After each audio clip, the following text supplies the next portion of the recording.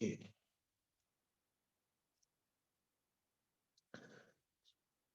They have higher boiling points than group 1 metals in the same period. Reason being, when you move across the periodic table from left to right, the atomic size decreases. So as compared to your group 1 elements, group 1 elements के comparison में group 2 elements का size छोटा होता है. Size छोटा होने के कारण the packing density increases. They are more densely packed. Because they are more densely packed, more energy will be required to melt them.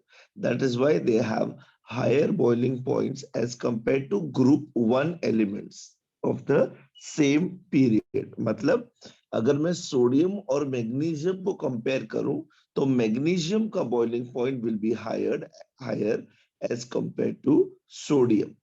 And when you move down the group, मतलब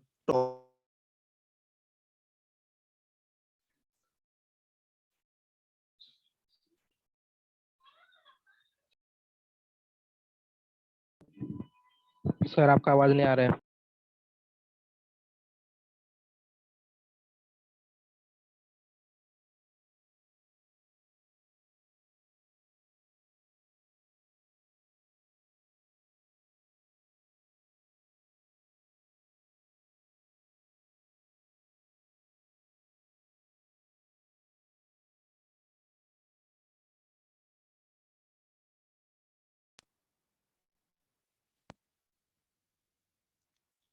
Yeah, sorry guys, I got a call. हाँ, so when we are moving down the group, मतलब beryllium, magnesium, calcium, strontium, जैसे जैसे हम इस group में नीचे आते हैं बेटा, बॉइलिंग पॉइंट अगर आप देखेंगे तो वो कम होते जा रहा है. बॉइलिंग पॉइंट कम क्यों हो रहा है बेटा? Because down the group atomic size is increasing. Since atomic size is increasing, the spacing is increasing. The spacing is increasing. उसकी वजह से डेंसिटी कम हो रहा है. डेंसिटी कम होने की वजह से इंटर मॉलिक्यूलर फोर्सेस वीक हो रहा है. वो वीक होने की वजह से बॉइलिंग पॉइंट लो हो रहा है. Simple as that.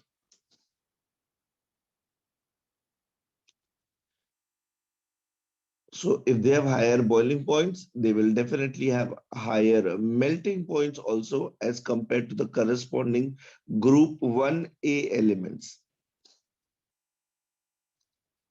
Let us see the simple qualitative test for to detect a metal from group 2.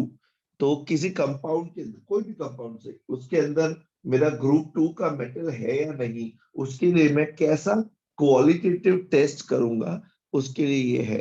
तो ये जनरली 11th फर्स्ट ईयर मतलब 11th स्टैंडर्ड में आप लोग को केमिस्ट्री लैब में कराया जाता है. सो you take the compound and same पिछली बार भी जैसा हमने किया था, electrons they get excited to higher energy levels and then they fall back again to the ground state. While falling they will release energy. Now this energy is in the visible spectrum. तो अगर मैं बात करूं group 2 elements की, तो calcium का colour अलग है, strontium colour is different, reddish colour. Barium will burn with some other colour. Strontium देखो इसके लिए भी यूज होता है फायर क्रैकर्स वगैरह में.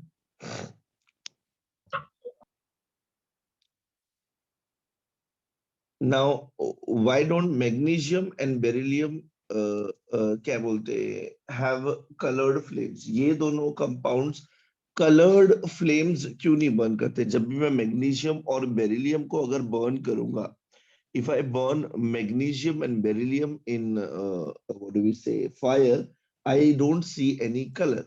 What is the specific reason?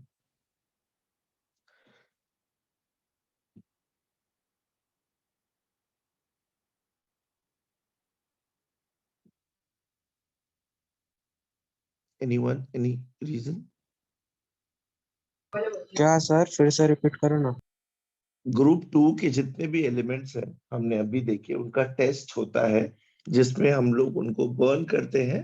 तो इलेक्ट्रॉन्स के एक्साइटेशन की वजह से we get what do we say, different colored lights, different colored flames मिलता है हम लोग को. But मैग्नीशियम एंड बेरिलियम ये दोनों भी ग्रुप 2 का ही एलिमेंट्स है.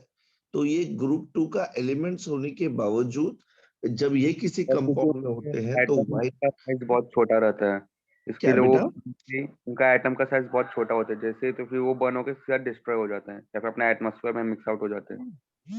Very good. This can be one possible reason. They are very small in atomic. Strong bond रहेगा Yes, Mr. Alien, क्या बोल रहे हो? किसका स्ट्रॉन्ग बॉन्ड रहेगा सर बेटा? उनका magnesium Yeah, one thing is they are smaller in size. ठीक है. तो सर स्मॉलर इन साइज होगा तो फिर वो बॉन्ड थोड़ा स्ट्रॉन्ग बनेगा ना. Yes, बेटा, you're absolutely correct, अथर्व. उनका बॉन्ड स्ट्रॉन्ग रहेगा तो obviously they'll be क्या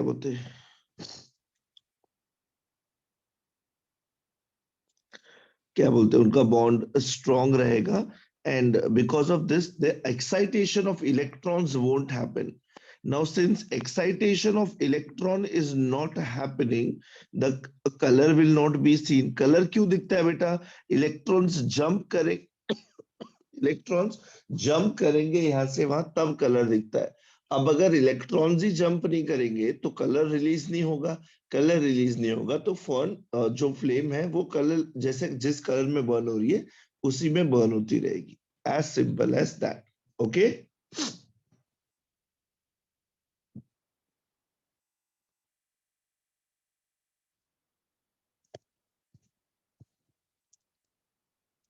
नाउ दीज एक है क्वेश्चन यहाँ पे. These alkaline earth metals are less reactive as compared to alkali metals. Alkaline sir earth voice metals. Break हो रहा है. एक ही मिनट बेटा. Alkali metals, alkaline earth metals are less reactive as compared to alkaline earth metals.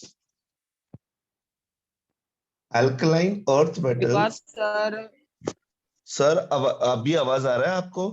Alkaline earth हाँ metals sir are less reactive.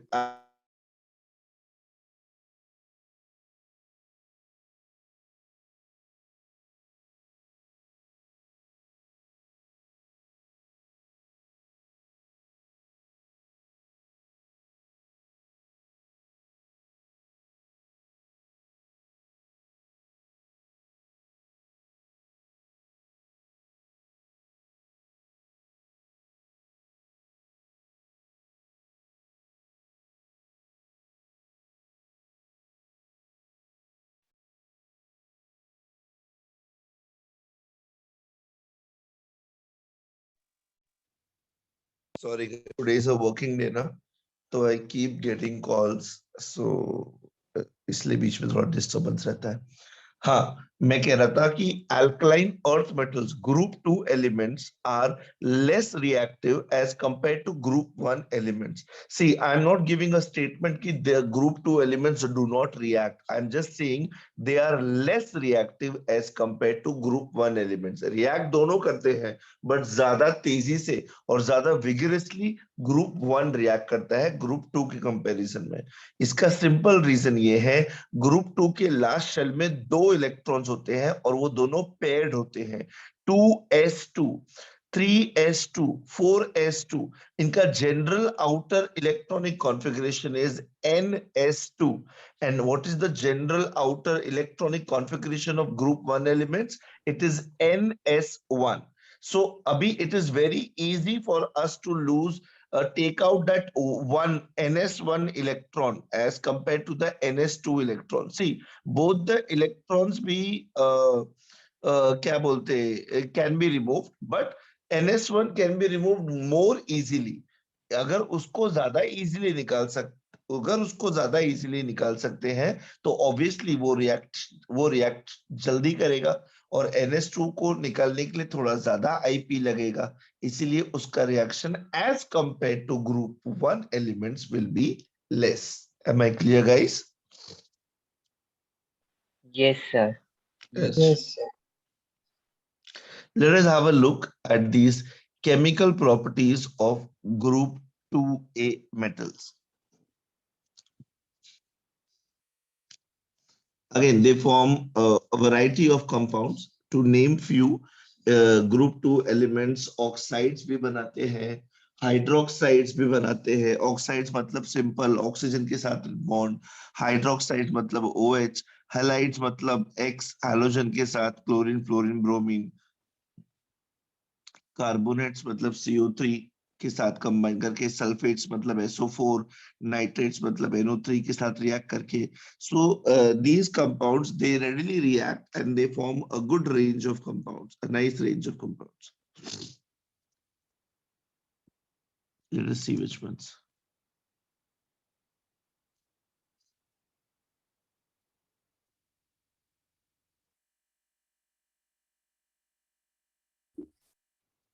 अभी magnesium and beryllium, they do not react with water, unlike sodium हमने जो देखा था group 1 में. These magnesiums and beryllium, they will not react with water. Can anybody give a random guess why is this happening? Beta, when we are discussing these cases now, when we are talking about it, I know you all are listening. मैं जानता हूँ आप सब लोग सुन रहे हो and all.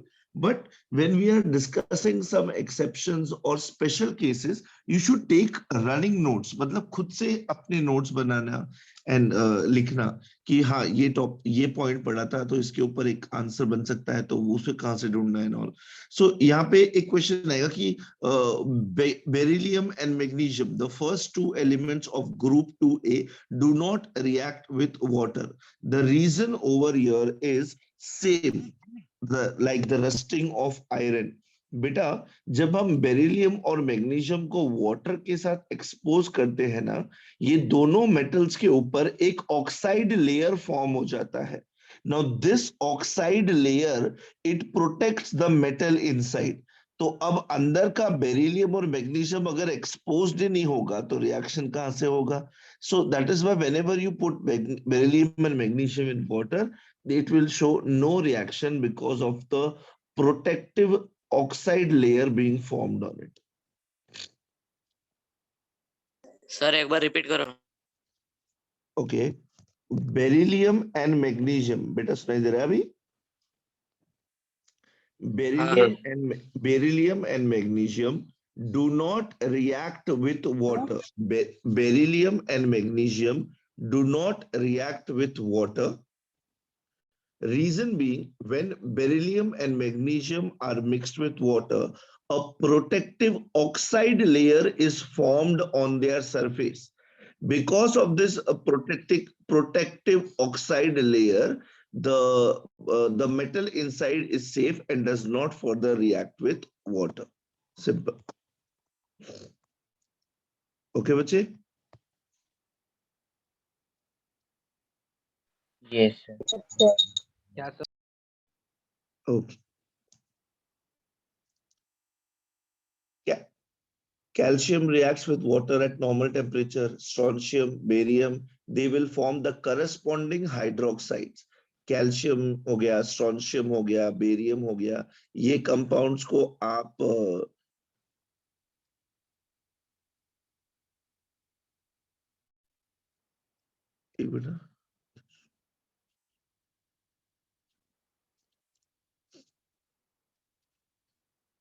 yeah, so they form the corresponding hydroxides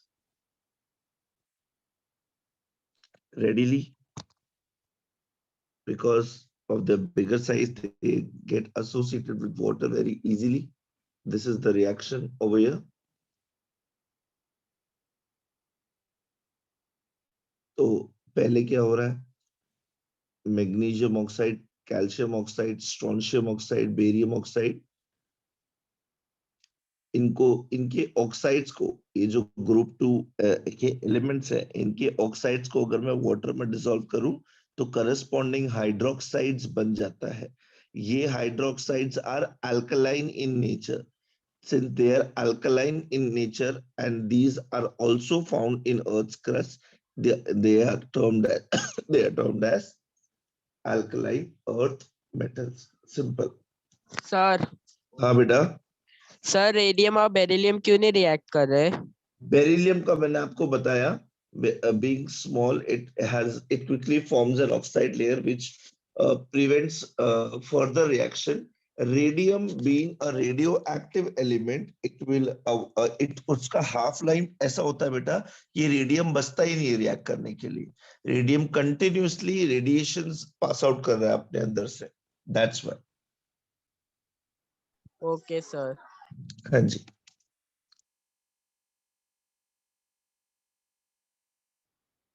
Okay, now these hydroxides have lower solubility in water as compared to group 1. मैं group 2A को group 1 से कंपेयर करके पढ़ रहा हूँ। ग्रुप 1 का जो solubility था that is higher, group 2 का solubility is not that great. Sorry. Now see this.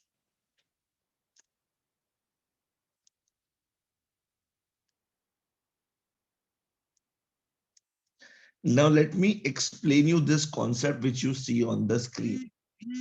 अब आप मैग्नीशियम हाइड्रोक्साइड और बेरियम हाइड्रोक्साइड, इन दो एक्सट्रीम केसेस को हम कंपेयर करेंगे बेटा, ठीक है? दो एक्सट्रीम केसेस को कंपेयर करेंगे। हम क्यों कंपेयर करेंगे इन दो एक्सट्रीम केसेस को? बिकॉज ये दोनों ही हाइड्रोक्साइड्स ग्रुप 2A के हैं, ठीक है? ग्रुप 2A मेटल्स के हाइड्रोक्साइड्स हैं। When I compare the element on the top of the group, magnesium hydroxide, it is soluble, it has thermal stability, and it has basic character. Let us go one by one. Solubility means solubility in water. वो पानी में mix हो सकता है, okay? वो पानी में mix हो सकता है. And when I talk about thermal stability, it again means the same, that if I heat the hydroxide, it will definitely melt, but it shows stability. वो ज्यादा reactive नहीं होकर के एकदम से evaporate नहीं होगा. It takes time. It is stable. The last one is basic character. मतलब ये हाइड्रोक्साइड का अगर मैंने लिटमस टेस्ट किया, if I do the litmus test of this hydroxide, it will turn red litmus to blue. Simple as that. Okay, आपका red litmus blue हो जाता है. अब if you check, if you see the trend of solubility, if you see, हाँ बेटा, Akhil, I need you to mute your mic, beta. If you see the trend, it increases when you move down the group. जब आप इस group में नीचे की तरफ आएंगे, तब solubility increase होगा. Solubility increase क्यों होगा? Because magnesium, calcium, strontium, barium, जैसे जैसे हम नीचे आते हैं, ये atoms का size increase होता है. The size is increasing because the number of shells are being added. Simple as that. Bigger the size of the atom, weaker the bond between क्या बोलते हैं, magnesium and hydroxyl ion and barium and hydroxyl ion. जितना week उसका bond रहेगा barium hydroxide से दूसरे barium hydroxide का, उतनी जल्दी वो सोल्यूबल हो पाएगा, उतनी जल्दी वो टूट पाएगा.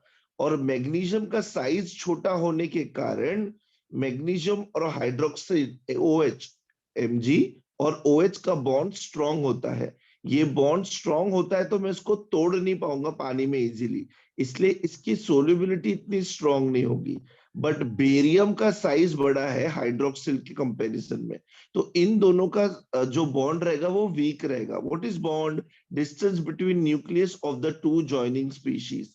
तो इनका डिस्टेंस बिटवीन द न्यूक्लियस ज्यादा होने के कारण पानी इनको आसानी से तोड़ करके अपने अंदर मिक्स कर लेता है. अब अगर पानी इसको आसानी से तोड़ पा रहा है, मतलब ज्यादा OH- आयन रिलीज हो रहा है, ज्यादा OH माइनस आयन रिलीज हो रहा है, मतलब बेसिक कैरेक्टर भी इंक्रीज होगा। यहाँ पे पानी इनका बॉन्ड नहीं तोड़ पा रहा है, तो ज्यादा OH माइनस रिलीज नहीं होगा। ज्यादा OH माइनस रिलीज नहीं होगा, तो इसके कंपैरिजन में ये कम बेसिक होगा। बेसिक दोनों है, चारों है, बट ये कम बेसिक है और ये ज्यादा बेसिक है। I hope that is okay. Yes, sir. Yes, sir. Guys, it all Yes, sir. depends on the size of the atom. Magnesium का साइज छोटा होने के कारण मैग्नीशियम हाइड्रोक्साइड का बॉन्ड स्ट्रांग है, जिसकी वजह से हाइड्रोक्सिल आयन इजीली नहीं रिलीज होता। बेरियम का साइज बड़ा होने के कारण बेरियम हाइड्रोक्सिल आयन का ये जो बॉन्ड है that is weak, because of which hydroxyl ions are released easily. Hydroxyl ions are released easily, therefore the basic character is more down the group as compared to the top elements over here. Okay, guys, understood? Yes, sir. Great. Yes, sir. Yes, sir. Let us move ahead. ये देखो, beryllium hydroxide कितना denser अपने को compound दिखा रहा है ये। क्यों? बिकॉज एक तो इसका साइज बहुत छोटा है।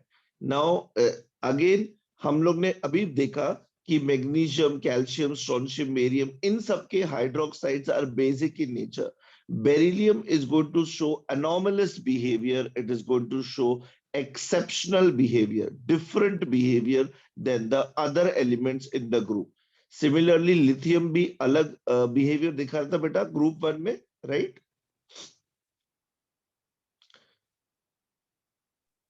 नो?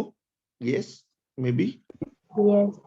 या लिथियम का रीजन क्या था? अगेन सेम रीजन था, छोटा साइज होने के कारण उसका behaviour was becoming different. Same difference in behavior will be seen over here, which is for beryllium. Beryllium being smaller in size, but rest others are behaving as good bases. Beryllium is amphoteric. Amphoteric means with a base it will behave like an acid, with the acid it will behave like a base, simple as that.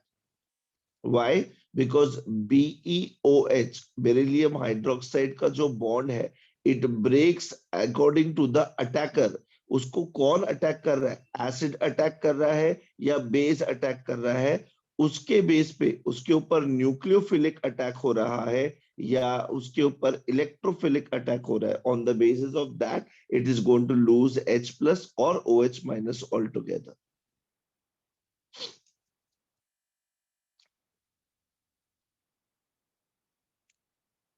ये देखो, it lacked both as acid or a base. यहाँ पे in this reaction it is acting as a Lewis acid with this base OH minus के साथ। With this acid HCl it is behaving like a base. Sir हाँ बेटा, ये beryllium जब भी react करता है हमेशा एम्फोटेरिक बिहेवियर करता है। अभी मैंने अभी जिस बताया बेटा, आप उसको जिस किसके साथ रिएक्ट कर रहे हो उस पर डिपेंड करेगा कि वो एसिड की तरह बिहेव कर रहा है या बेस की तरह बिहेव कर रहा है। मतलब अगर मैंने बेरिलियम नॉट बेरिलियम, अगर मैंने बेरिलियम हाइड्रोक्साइड को लिया और बेरिलियम हाइड्रोक्साइड को मैंने बेस के साथ रिएक्ट किया, तो बेरिलियम हाइड्रोक्साइड एक एसिड की तरह काम करेगा, वो H प्लस रिलीज करेगा। और अगर मैंने बेरिलियम हाइड्रोक्साइड को एक एसिड के साथ रिएक्ट किया, तो तब वो OH माइनस आयन रिलीज करेगा और एक बेस की तरह बिहेव करेगा। दोनों ही केस में वो एक कॉम्प्लेक्स सॉल्ट बनाता है। Acid plus base is salt, we have seen this in the lower standards. तो अगर ये एक सॉल्ट है और ये बेस है तो ऑब्वियसली ये एसिड होगा। अब I know HCl is a acid, यहाँ पे दिस इज अ सॉल्ट, तो ऑब्वियसली BeOH क्या हो जाएगा अपना? बेस।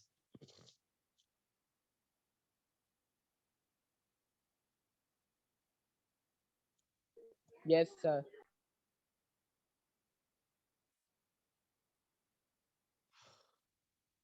अच्छा, अभी मैंने आपको बताया था why do group 2 metal hydroxide become more stable down the group? If you see down the group, what is happening, beta? Their sizes are increasing, right? Now look at the atomic radius. The nuclear distance, it increases. ये देखो.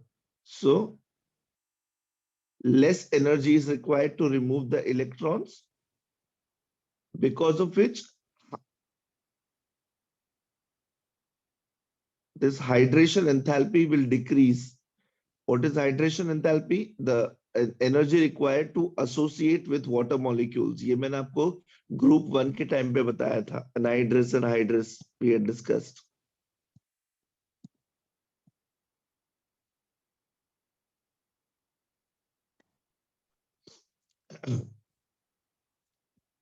So beryllium and magnesium, they readily react with oxygen to form corresponding oxides. Rather, group 2 के elements, they will readily react with air बोलो या oxygen बोलो. It's the same thing, because when you are reacting it with air, it chooses oxygen to combine with. When it is combining with oxygen, it gives you metal oxide. Now, why am I getting dioxide? Sorry, why am I getting dioxides over here, MO2? Because they are valency of group 2 A metals is 2. Simple as that. इनकी valency होती है 2, है ना बेटा? इसी तरह से हम लोग ना इसकी वैलेंसी इसको दी, इसकी वैलेंसी इसको दी. Calcium forms calcium oxide.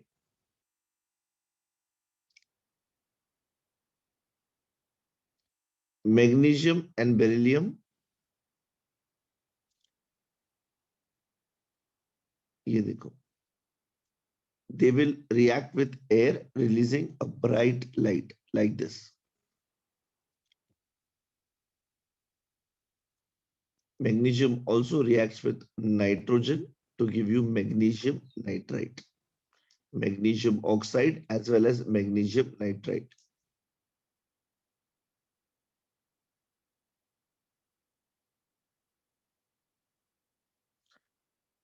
Calcium, strontium and barium, again they will form their oxides and nitrites when reacted with air. This is how the elements actually look. Calcium तो chalk जैसा लगता है अपना, calcium carbonate जो होता है वैसा. They form corresponding oxides and nitrites when exposed to air.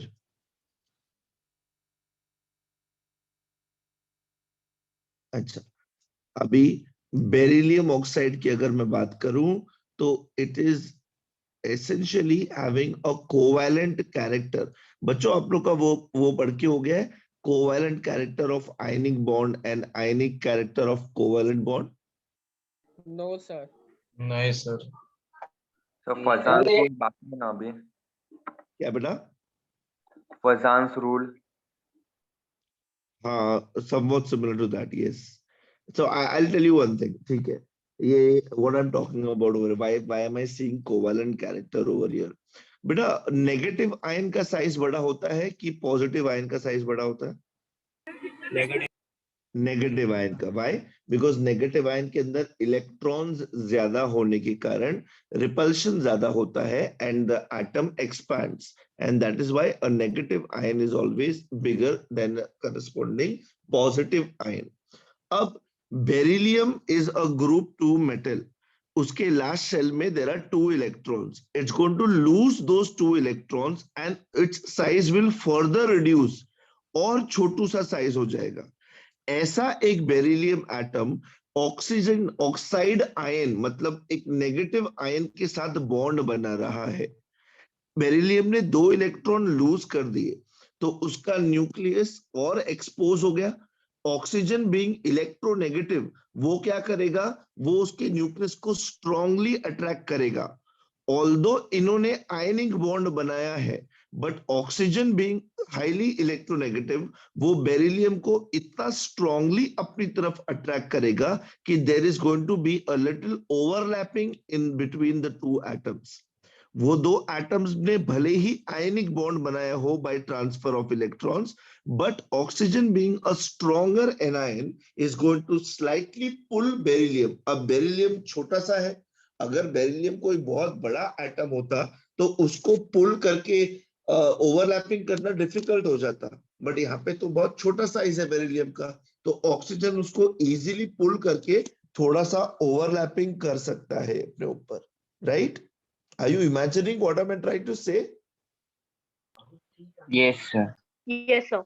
अच्छा, अभी बनना था आयनिक बॉन्ड ही बना है, बट उस आयनिक बॉन्ड के अंदर थोड़ा सा ओवरलैपिंग भी हो गया है।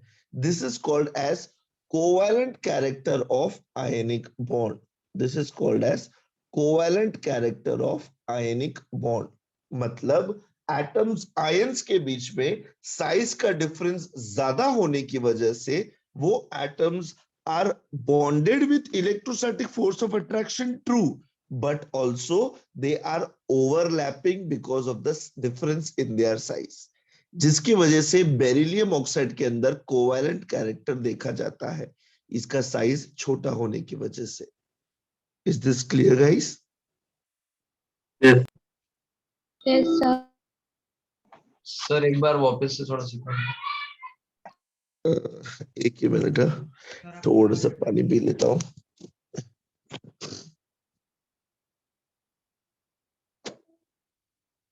Just give me a second, I'm having water.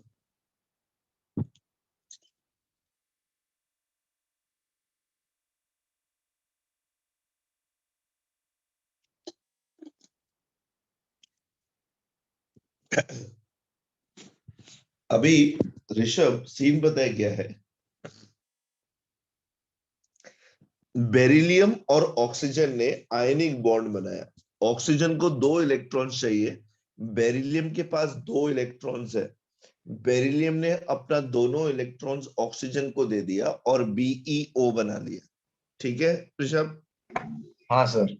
अच्छा, अब आइडियली इनके बीच में कौन सा फोर्स होना चाहिए? आयनिक बॉन्ड होना चाहिए, electrostatic force of attraction BeO पे।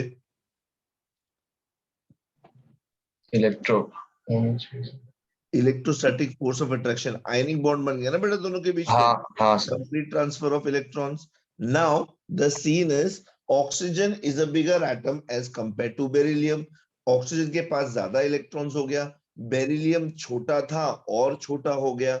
अब बेरिलियम का जो न्यूक्लियस है उसको ऑक्सीजन के इलेक्ट्रॉन्स छोटा होने की वजह से बुली करते हैं, उसको स्ट्रांगली अपनी तरफ खींच लेते हैं, जिसकी वजह से बेरिलियम का थोड़ा सा जो ये है शेल, ऑक्सीजन के शेल के साथ ओवरलैप हो जाता है।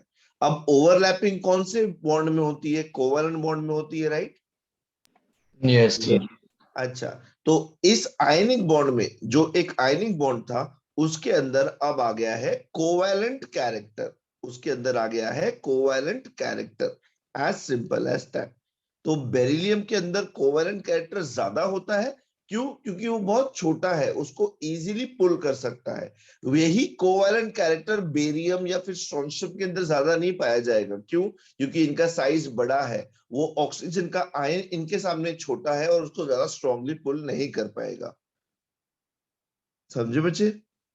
यस सर, समझे। अच्छा,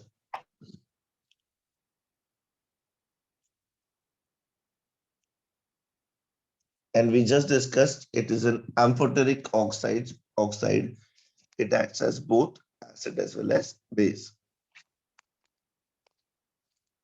Now others देखो, others are ionic bonds, again because their size increases, so इनके अंदर कोवैलेंट कैरेक्टर बहुत कम होता है या ना के बराबर होता है, तो they are proper ionic compounds.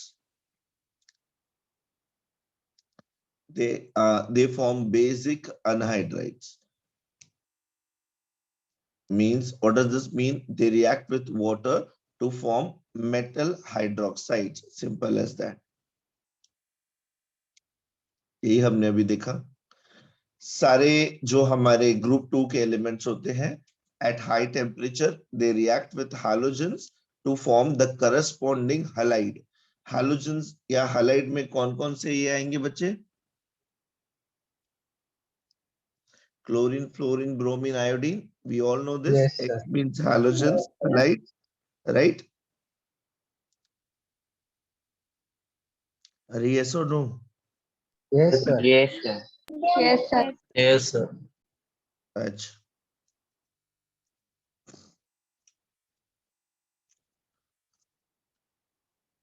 Okay.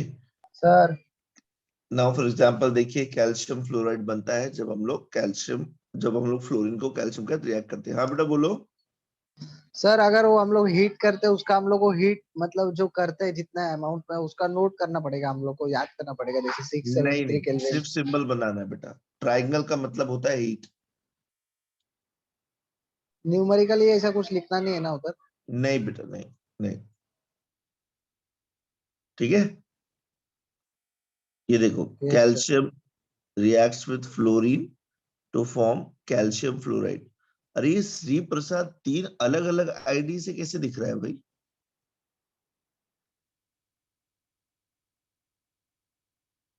Weird, weird kids.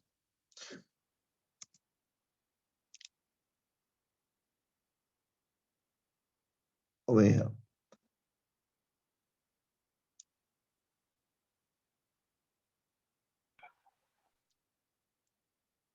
ये देखो, here we are heating अपना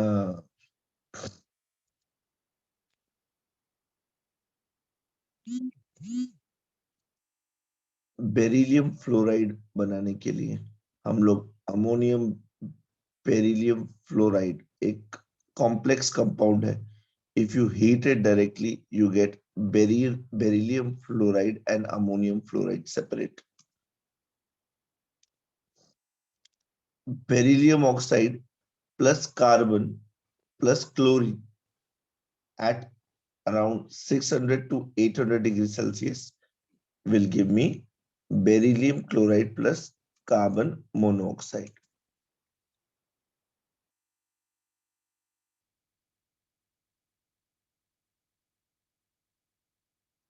Carbon monoxide is going to be the byproduct of such reactions. ये देखो यहाँ पे एक्सेप्शन क्या रहेगा? Beryllium halide which is going to be covalent. Rest others are going to be ionic in character. This beryllium क्या बोलते halide is going to be soluble in alcohol. Alcohol is a organic solvent. बाकी सब पानी में properly solve होंगे. Beryllium halide will be soluble in organic solvents. Why? Because organic solvents are having covalent, they dissolve, generally dissolve these covalent salts. अभी ये covalent क्यों है मैंने आपको ऑलरेडी इसका रीजन बता दिया है। बेरिलियम को छोड़ के बाकी सब आयनिक बॉन्ड बनाएंगे। Beryllium is going to form covalent because beryllium का साइज बहुत छोटा होता है।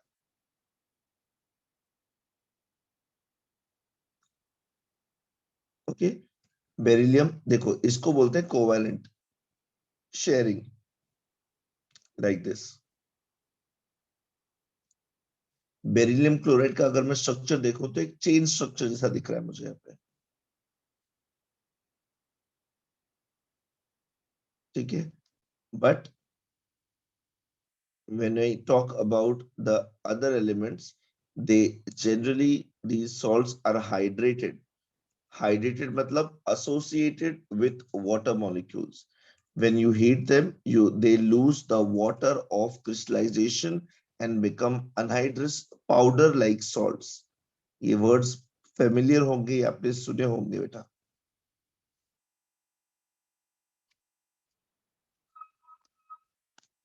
याद आ रहा है? सर रिपीट करो ना फिर से। बच्चे ये कंपाउंड्स इनका साइज बड़ा होने के कारण when we move down the group the size increases. Since the size increases the hydration enthalpy decreases. Hydration enthalpy means the amount of energy required to associate with a water molecule, not form or not react but to associate with a water molecule. So since hydration enthalpy कम लगेगा ये अच्छे से क्या बोलते हैं water molecule के साथ associate हो पाएंगे। एसोसिएट हो पाएंगे तो ये क्या बनाएंगे, हाइड्रस सॉल्ट्स या हाइड्रस मॉलिक्यूल्स बनाएंगे जिसमें वाटर ऑफ क्रिस्टलाइजेशन होता है। ऐसे सॉल्ट्स को आप हीट करते हो तो they will lose the water of crystallisation. ये 8H2O, ये 4H2O जो आपको दिख रहा है, this is associated water molecule around the molecules of the salts of magnesium, calcium, strontium. MX2 क्या है, मैग्नीशियम क्लोराइड ले लो, मैग्नीशियम ब्रोमाइड ले लो, X मतलब हाइड्रोजन। बेरिलियम अलग बिहेव कर रहा है, रीजन क्या है, क्योंकि बेरिलियम का साइज छोटा है। ये सारे कंपाउंड जो आपको स्क्रीन पे सामने दिख रहे हैं, they are ionic in form, they are having ionic character, they are having ionic bond, but beryllium is an exception because of its smaller size. It is forced to form covalent bonds. That is why it is not very readily soluble in water also. It is readily soluble in alcohol, organic solvents. Sir associate का मतलब क्या है? Associate मतलब उससे जुड़ा हुआ। अब कैसे बताऊं आपको, हाँ, अगर आप किसी के साथ चल रहे हो, ठीक है, अपने उसके कंधे से कंधा मिला के, मतलब आप उससे एसोसिएटेड हो। और अगर आप किसी के साथ हाथ में हाथ डाल के चल रहे हो, मतलब आपने उसके साथ बॉन्ड बना रखा है। यहाँ पे बॉन्ड नहीं बना है बेटा, यहाँ पे सिर्फ एसोसिएशन हुआ है, वो उसके अगल बगल प्रेजेंट है, बस दैट वे। इसी को हम लोग हाइड्रेशन एंथैल्पी बोलते हैं। हाइड्रेशन एंथैल्पी मतलब उसका interactive force with water molecules, वो वाटर मॉलिक्यूल्स के साथ कितने स्ट्रांगली इंटरैक्ट करता है उसके बेस पे डिपेंड करता है, उसके हिसाब से ये डिपेंड करता है। Okay, yes sir.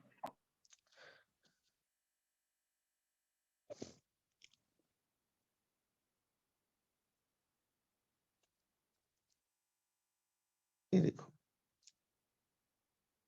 Magnesium chloride is a octahydrate salt and barium chloride is a dihydrate salt. ये जैसे जैसे हम नीचे जा रहे हैं फ्रॉम मैग्नीशियम टू बेरियम, ये amount of water molecules associated with the salt कम क्यों हो रहा है, कोई गेस कर सकता है? Basis our discussion up till now, Due to decrease in hydration enthalpy. due to decrease in hydration enthalpy, very good, and the increase in their size. size, Atomic size. very good.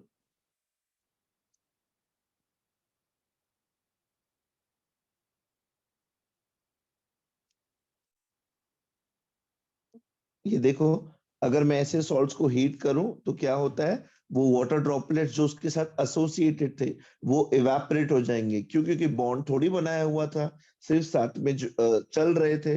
अब अगर किसी ने आकर के बीच में डंडा मार दिया हल्का सा तो अलग अलग हो जाएंगे, बट वही अगर बॉन्ड बनाया होता तो जोर का एनर्जी लगता। यहाँ पे आप उनको सिंपली हीट करो, सिंपली हीट करने से क्या होगा, आपका जो वाटर ऑफ क्रिस्टलाइजेशन है वो लूज हो जाएगा और मुझे अनहाइड्रस सॉल्ट वही रहेगा, मतलब मैग्नीशियम क्लोराइड, कैल्शियम फ्लोराइड, ये सॉल्ट पाउडर के फॉर्म में नीचे रह जाएगा और वो सारा पानी इवेपोरेट हो जाएगा। ठीक है बच्चा, अभी थोड़ा समझ में आ रहा है? Yes, sir. Yes, sir.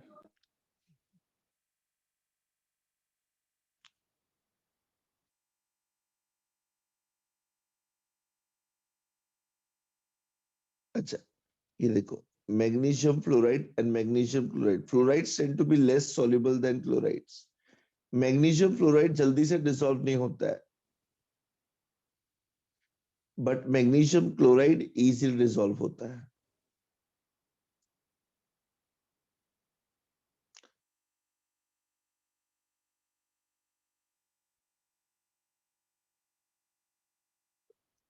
Here,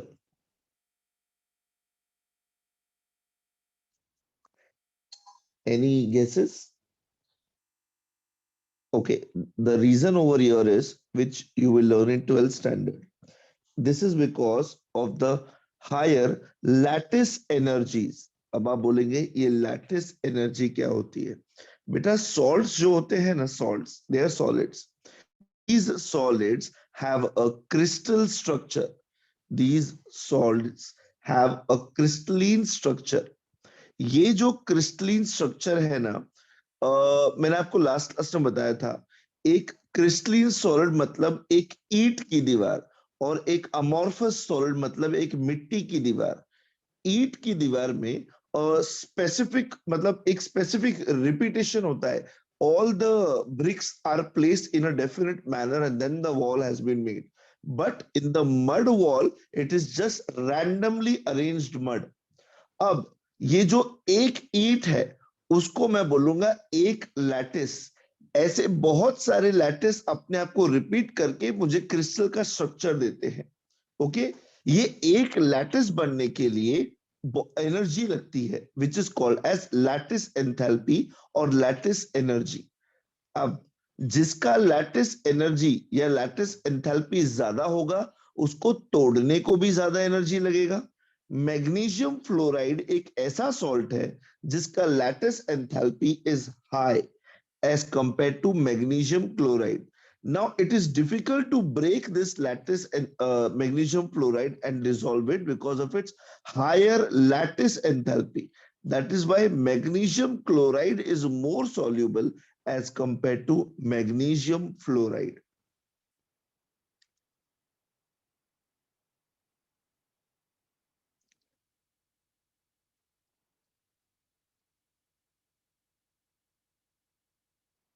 Okay, sir हाँ बेटा। सर लैटिस को एक तरह से कैटिनेशन भी बोल सकते हैं ना, या फिर चेन स्ट्रक्चर।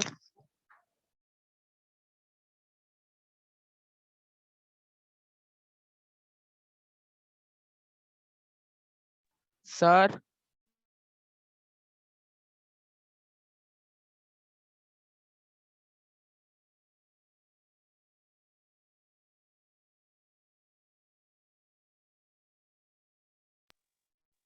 एक्सट्रीमली सॉरी, मुझे कॉल आ गया था तो I couldn't listen to you. बेटा क्या बोल रहे थे?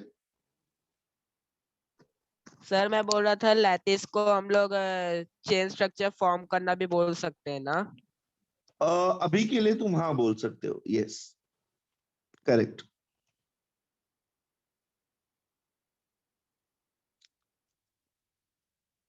सर लैटिस का एक डेफिनेशन दो ना। लैटिस का डेफिनेशन मैं आपको कैसे बताऊं? उसके लिए मुझे आपको यूनिट सेल बताना पड़ेगा, उसके लिए मुझे आपको लैटिस पॉइंट बताना पड़ेगा। सर हिंदी में बता दो। You know, lattice structure is a properly arranged structure which is made up of atoms placed at different specific lattice points. So lattice structure is made up of repetitive unit cells. अगर उसका definition की बात करें तो lattice structure is made up of repetitive unit cells. Unit cell is a specific arrangement of atoms of a crystalline solid. वैसे ये 12th में पूरा एक चैप्टर है। The first chapter in 12th is solid state.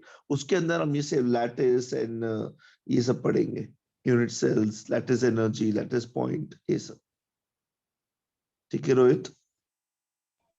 Okay sir. ये देखिए, hydrogen के साथ ये हाइड्राइड्स बनाते हैं, करस्पॉन्डिंग हाइड्राइड्स। ये देखो, beryllium hydride directly beryllium hydrogen के साथ डायरेक्टली तो रिएक्ट नहीं करता है, बट बेरिलियम क्लोराइड को अगर मैं लिथियम एल्यूमिनियम हाइड्राइड के साथ रिएक्ट करूं तब as a by product I get beryllium hydride over here. ये सब अनोमलस बिहेवियर ऑफ बेरिलियम में आप डाल सकते हो।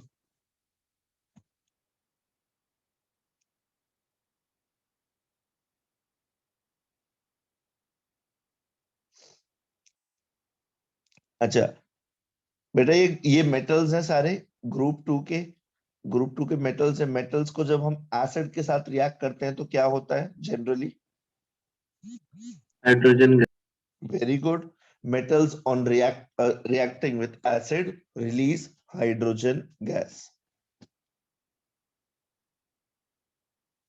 ये देखो, करस्पॉन्डिंग सॉल्ट बनाएंगे और हाइड्रोजन गैस रिलीज करेंगे। आप स्क्रीनशॉट्स ले रहे हो ना बेटा इसके रिएक्शंस का? Yes sir. Yes, sir. क्या बोल रहे हो बेटा? सर फिर से दिखाओ तो हाँ, स्क्रीनशॉट। स्क्रीन पे है बेटा, देखो। सर ये वाला लिया, दूसरा कोई और? नहीं नहीं, दूसरा आगे आएगा। ये देखो, सर स्टैंडर्ड रिडक्शन पोटेंशियल्स देखो। जब मैं रिडक्शन पोटेंशियल्स की बात करता हूं, ये एकदम नीचे आते हैं ये मेटल्स। इनकी हायर नेगेटिव वैल्यूज होती हैं। वैल्यूज आर नेगेटिव मतलब इलेक्ट्रॉन ऐड करना बहुत डिफिकल्ट है। इलेक्ट्रॉन ऐड करना डिफिकल्ट है मतलब इलेक्ट्रॉन निकालना आसान है। अगर इलेक्ट्रॉन निकालना आसान है मतलब इनका ऑक्सीडेशन करना आसान है। अगर इनका ऑक्सीडेशन करना आसान है मतलब I can use them as good reducing agents similar to group 1 metals, right बेटा?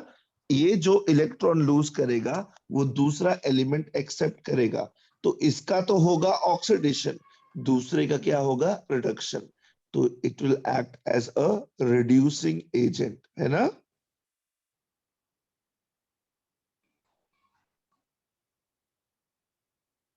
नहीं, यस सर। अच्छा, they have large negative reduction potentials. So it simply tells you that the electrons will easily lose their last two electrons and undergo oxidation. And they will be considered as good reducing agents. Beryllium will have lower reduction potential and it has larger atomization energy. Beryllium का exception है हाँ बेटा, क्योंकि छोटू है, इसलिए size छोटा होने की वजह से। ये देखो, reacting with ammonia to give a deep blue solution.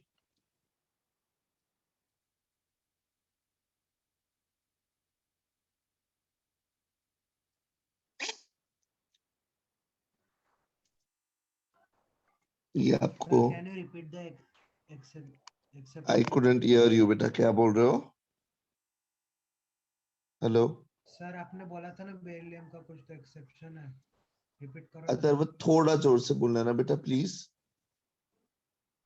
Sir आपने बोला ना बेरिलियम का एक्सेप्शन है, उस वो क्या बोला था, मेरे सुनाई नहीं देता, आप वापस बेरिलियम बोलो का एक्सेप्शन मैंने ये बोला था बेटा कि इसका साइज छोटा होने की वजह से इसका आईपी ज्यादा होता है, तो इसके अंदर से इलेक्ट्रॉन्स मतलब एज कंपेयर टू अदर्स थोड़ा ज्यादा एनर्जी लगेगा निकालने के लिए, तो इसीलिए इसको क्या बोलते हैं, एटमाइजेशन एनर्जी भी इसका हाई होता है।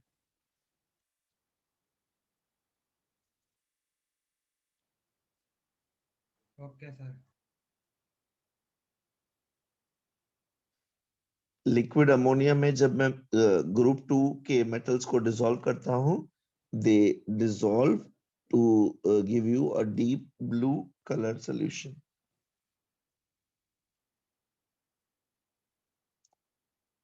अमोनियम सॉल्ट्स, ये अमोनियम सॉल्ट्स बनाता है इनको अमोनिया के साथ डिसॉल्व करने पे।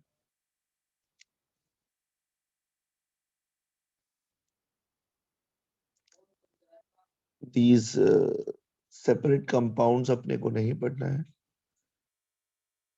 ये नहीं पढ़ना है, राइट? कैल्शियम कार्बोनेट है। होल्ड ऑन बेटा।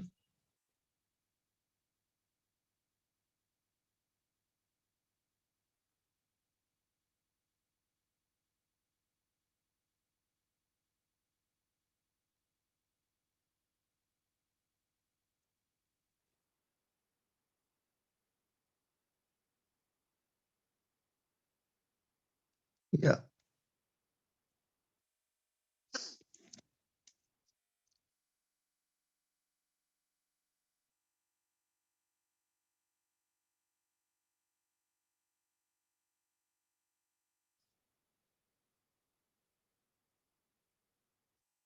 Now, they are used for variety of purposes.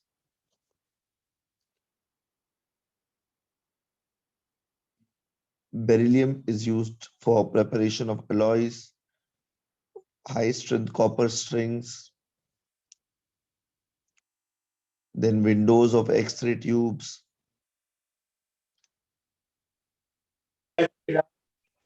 একটু গরম জলে চান করে নেবে যাও আমি বসাচ্ছি জল তুমি একটু পড়াই করে নাও Krish, এই হবে তুমি mute এটা करो बेटा।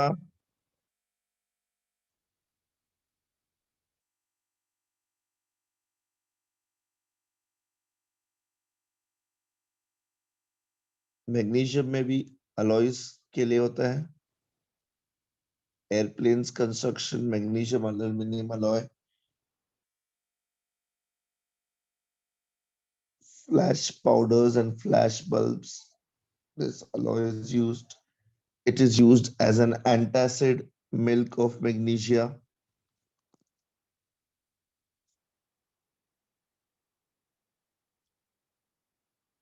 Magnesium carbonate is used as an ingredient in toothpastes. Calcium is a very good क्या बोलते reagent which is used in the extraction of metals from its oxides.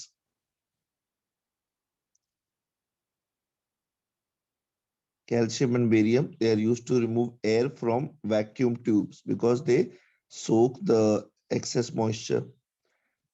Radium is used in radiotherapy or treatment of cancer. But as we saw throughout, beryllium, it shows different behavior as compared to the other group 2 elements. ये देखो,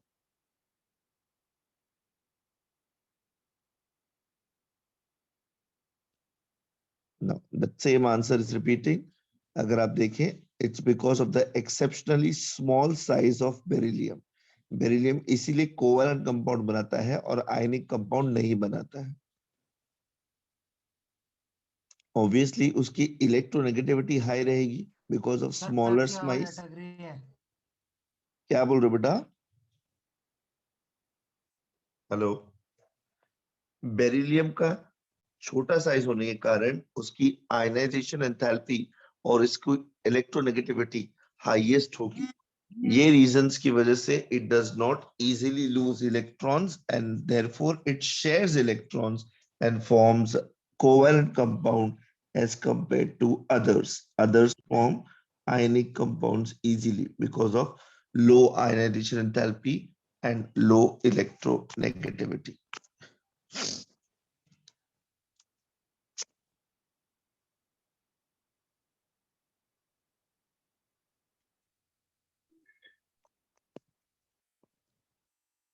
ये देखो, beryllium का maximum coordination number is found to be 4. Coordination number बोले तो आप oxidation state भी बोल सकते हो उसको.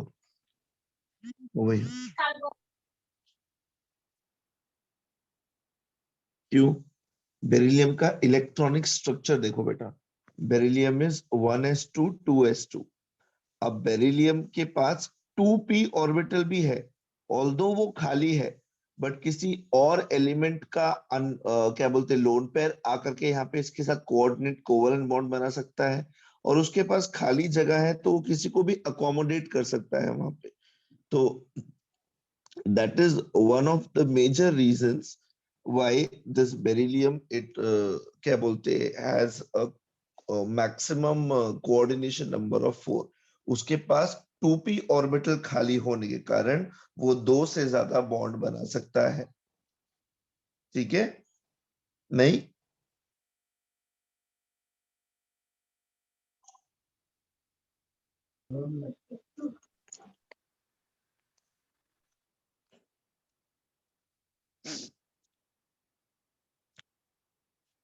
ये देखो,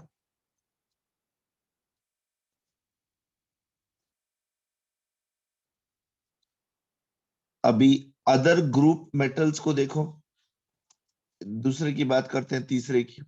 उसके पास 3s2 है, भाई के पास 3p और 3d भी खाली है, तो इसका कोऑर्डिनेशन नंबर और बढ़ जाएगा.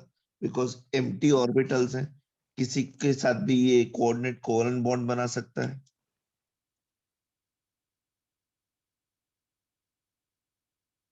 ठीक है, beryllium oxide and beryllium hydroxide ये दोनों ही एम्फोटेरिक सब्सटेंसेस हैं, ये हम ऑलरेडी डिस्कस कर चुके हैं। It is just repeating the same point. Reason again the smaller size. Beryllium hydroxide, ये रिएक्शंस आप लिख सकते हो। Beryllium hydroxide when reacted with sulphuric acid is giving me a salt, मतलब यहाँ पे beryllium hydroxide is acting as a base, and beryllium hydroxide when reacted with sodium hydroxide it again giving me a salt, and here it is acting like an acid. Salt is obtained when a reaction is done between an acid and a base. It is very clearly visible that sulfuric acid and sodium hydroxide are strong acid and strong bases. तो जो दूसरा उसके साथ react करके मुझे salt दे रहा है has to be a base or a acid. आप ये एग्जाम्पल लिख करके इसका एम्फोटेरिक नेचर दिखा सकते हो।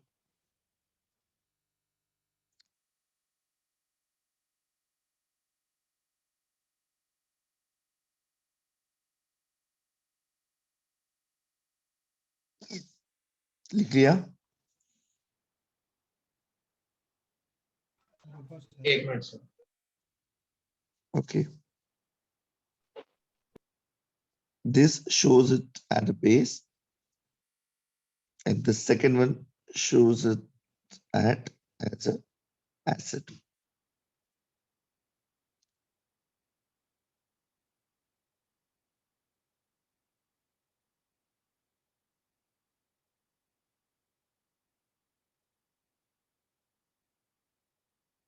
अब देखो, हमने लिथियम और मैग्नीशियम का डायगोनल रिलेशनशिप देखा था इन ग्रुप 1 में। बेरिलियम, अगर ये डी ब्लॉक को बीच में से निकाल दूं, अगर ये डी ब्लॉक को बीच में से निकाल दूं और पी ब्लॉक को यहां शिफ्ट कर दूं, तो beryllium is diagonally opposite of aluminium, एक ब्लॉक नीचे एल्यूमिनियम, राइट। ये बेरिलियम और एल्यूमिनियम का बिहेवियर बहुत सिमिलर पाया गया है। बेरिलियम और एल्यूमिनियम के बीच में हम लोग को डायगोनल रिलेशनशिप दिखती।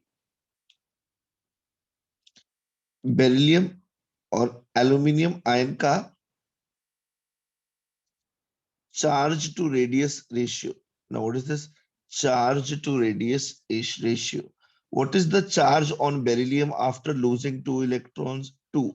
What is the ratio? What is the radius of beryllium? 31.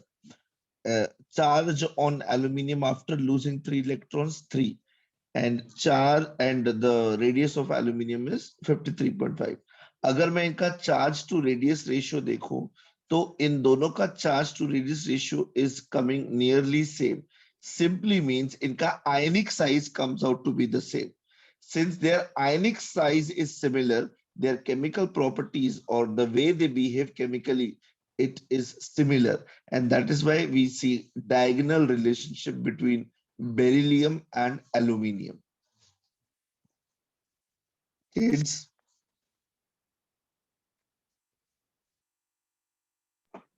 Yes sir. Okay. Yes, sir.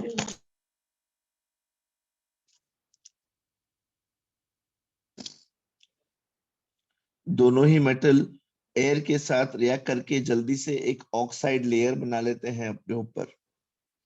ये देखो, they form an oxide layer and protect themselves. Both of them, beryllium as well as aluminium. Both beryllium and aluminium react with water to form corresponding hydroxides. Both of them react with chlorine to form corresponding chlorides, and they form dimers like this. They form a dimer structure like this. यहाँ पे क्या हो रहा है, chlorine का जो lone pair है वो यहाँ पे बेरिलियम को क्या बोलते हैं, लोन पेयर डोनेट कर रहा है in order to complete its octet duplet, जो भी आप बोलो उसको। इसको बोलते हैं डाइमर स्ट्रक्चर। मतलब BeCl2 does not exist as a single molecule. It exists as a dimer. Di means two, mer means unit. दो यूनिट्स आपस में बॉन्ड हो जा करके एक मॉलिक्यूल देती हैं, ऐसे मॉलिक्यूल को मैं डाइमर मॉलिक्यूल बोलूंगा। एल्यूमिनियम क्लोराइड AlCl3, ऐसा ही दूसरा एल्यूमिनियम क्लोराइड AlCl3 आपस में इस तरीके से ज्वाइंट होकर के एक डाइमर मॉलिक्यूल मुझे देते हैं। BeCl2 भी डाइमर मॉलिक्यूल देता है और AlCl3 भी डाइमर मॉलिक्यूल देता है। ये इनकी डायगोनल रिलेशनशिप है because of their similar ionic sizes. Guys, is this clear? Chlorine का जो लोन पेयर है, मतलब क्लोरीन ने जो बॉन्ड फॉर्मेशन के लिए इलेक्ट्रॉन यूज नहीं किया है, वो बेरिलियम के पास जो एम्प्टी p ऑर्बिटल है उसको देकर के बॉन्ड बनाता है। सिमिलरली एल्यूमिनियम के साथ क्लोरीन वही करता है। They act as electron pair acceptors, and that is what is being shown over here.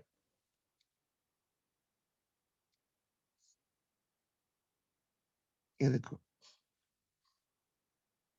ये दोनों ही chlorides, beryllium chloride and aluminium chloride, they are used as catalysts in many reactions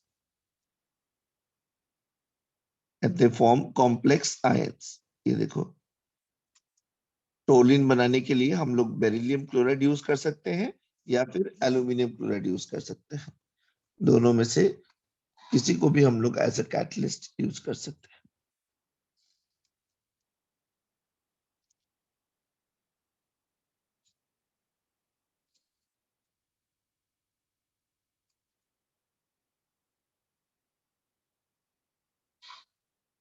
ये diamond. Some important compounds of group 2 elements are calcium oxide, calcium hydroxide, calcium sulfate, calcium carbonate and cement. But ये हमें पढ़ना नहीं है, तो बहुत अच्छा हो जाता है जब पढ़ना नहीं होता है कुछ।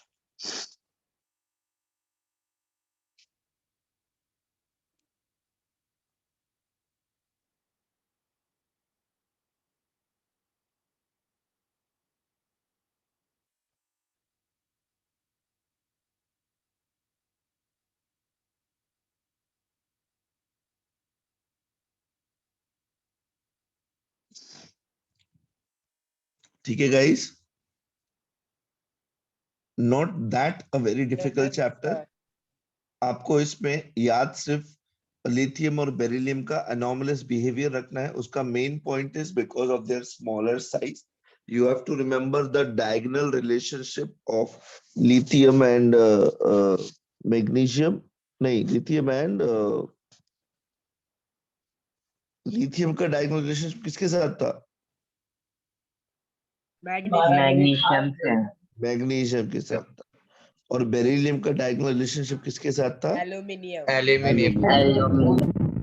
ये आपको याद रखना है। इनके जनरल रिएक्शंस, इसके साथ ऑक्साइड, ऑक्साइड का क्या नेचर होगा, हाइड्रोक्साइड का क्या नेचर होगा, आयनाइजेशन पोटेंशियल का trend, atomic size, anionic size का ट्रेंड। सिंपल, बस इतना करना है इन चैप्टर्स में, और ज्यादा कुछ नहीं। सर। हाँ बेटा बोलो। सर वो मुझे सेकंड लेसन पे डाउट है, केमिकल रिएक्शन कैलकुलेशन पे, आइसोमेट्रिक पे। ओके, आप एक काम करना बेटा, आपको जिस क्वेश्चन में डाउट है ना, आप उसकी फोटो क्लास में भेज देना। मैं आपको सॉल्व करके उसको एक्सप्लेन करके आपको आप तक आंसर भिजवा दूंगा। डोंट वरी अबाउट इट, ठीक है? आप क्लास को अपना डाउट भेज देना व्हाट्सएप पे, मैं उसको क्लियर करके आपको भेज दूंगा। बट प्लीज याद से भेजना, आप भेजोगे नहीं तो मैं कहाँ से सॉल्व करूंगा, ठीक है? हेलो हेलो विजय सर। हाँ, announcement. Please wait. Sir is going to join. He has to say something very important to you. And you guys, please stay safe. The situation is getting bad outside. I guess most of you all